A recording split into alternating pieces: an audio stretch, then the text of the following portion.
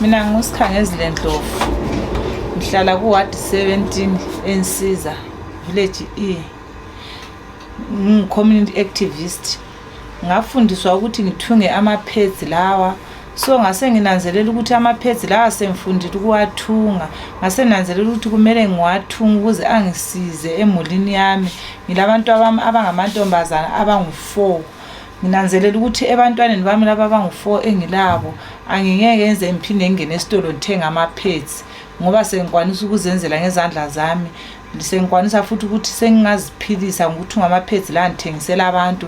Ngikwanisa ukuthi imuli yami ifunde, idle, igeze, iphile kahle, ngingabi kumama oswelayo ngoba ezikhathini eziningi bengiziphilisa ngokusika utshani ngithengise. So utshani ngibusika kanye ngomnyaka, phakathi kwesinye isikhathi bengingalandlela ukuthi ngizathola njani imali.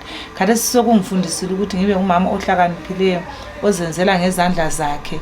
Ngibonga ukuthi ngikwanisile ukuthi ngithungele ama-pads ngenzele imuli yami ukuthi lalapho bekhula labo ngabafundisa ukuthi babekwazi ukuthi ekukhuleni kwabo kufanele baziphilise njani. Kodwa khathesi sebekwazi ukuthi baziphilise ngokuthunga lama-pads. Nginanzelela ukuthi sekubanika impumela enkulu kakhulu njalo sekubanike ilifa lokuthi babekwazi ukuthi kufanele baziphilise njani. Nayibizo lami ngupatience Ncube, ngihlala Insiza ku Ward 17.